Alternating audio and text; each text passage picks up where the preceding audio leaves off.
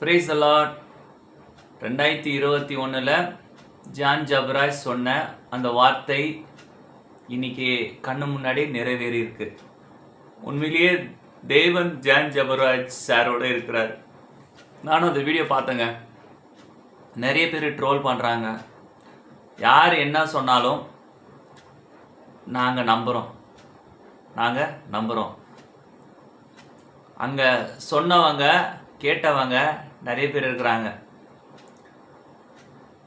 இவருக்கு நான் சப்போர்ட் பண்ணி பேசுகிறேன்னு தப்பான நினைக்காதீங்க.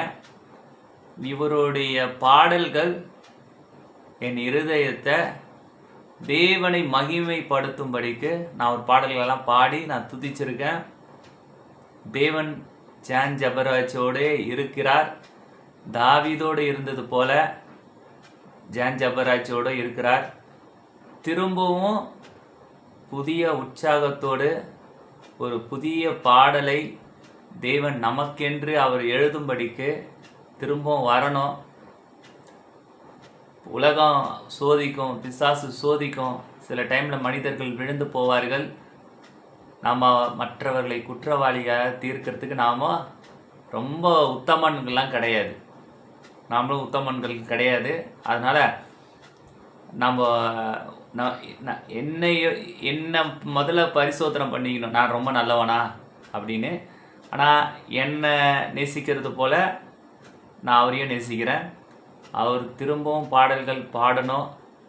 திரும்பவும் அந்த பாடல்கள் அனைத்து சபைகளிலும் ஒதுக்கணும், துதிக்கணும்.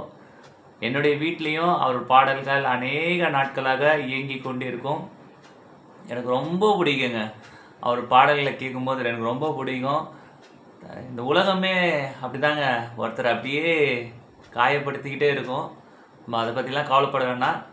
ஸோ விஜய் பற்றிய தீர்க்க தரிசனம், அவர் சொன்ன அந்த தீர்க்க தரிசனம் இப்போது நிறைவேறிடுச்சு. ஸோ அதனால் தேவனுடைய நாமத்திற்கு மகிமை உண்டாவதாக. நிறைய பேர் என்னென்னவோ சொன்னாங்க. அவர் குடும்பத்தை விட்டுட்டு எங்கேயோ இருக்கிறார், அங்கே. நாம் ஜெபிப்போம். நிச்சயமாகவே காரியத்தை தேவன் வாய்க்க பண்ணுவார். பேசுகிற நாமும் வாய்ப்பு கிடைக்காததுனால நம்ம நல்லவனாக இருக்கிறோம். வாய்ப்பு கிடைச்சிச்சின்னு வச்சிங்களேன், நாமளும் கெட்டவனாக மாறத்துக்கு வாய்ப்பு இருக்குது. யாருக்கும் அந்த மாதிரி வாய்ப்பு கிடைக்கூடாது. யோசேப்பு கூட வாய்ப்பு கிடைச்சிது இல்லையா? யோசேப்பு என்ன பண்ணா? தேவனுக்கு முன்பாக நான் எப்படி பாவம் பண்ணது சொல்லிட்டு ஓடி போயிட்டான். நம்ம அனைவருக்கும் வாய்ப்பு கிடைக்காத வரைக்கும் நம்ம எல்லோரும் நல்லவங்களாக இருக்கோம். தயவுசெய்து மற்றவர்களை பற்றி குறை சொல்ல வேண்டாம். தொடர்ந்து அவர் ஊழியத்தை பண்ணட்டும், தொடர்ந்து தேவனை துதிக்கட்டும், தொடர்ந்து தேவனை ஆராதிக்கட்டும். எனக்கு அதுதான் ரொம்ப முக்கியம். எனக்கு அதுதான் ரொம்ப சந்தோஷத்தை கொடுக்கும். கர்த்தருடைய நாமம் மாத்திரம் மகிமைப்படட்டும். தீர்க்க தரிசனங்கள் ஒவ்வொரு ஊழியக்காரர்களிலிருந்து வெளியே வந்துக்கிட்டே இருக்குது. இந்த கடைசி நாட்களில் நம்ம யாரையும் அற்பமாக எண்ணக்கூடாது. தேவன் அவரோடு இருந்து அவர் ஊழியத்தை ஆசீர்வதிப்பாராக. God bless you. God bless you. God bless you. Thank you all.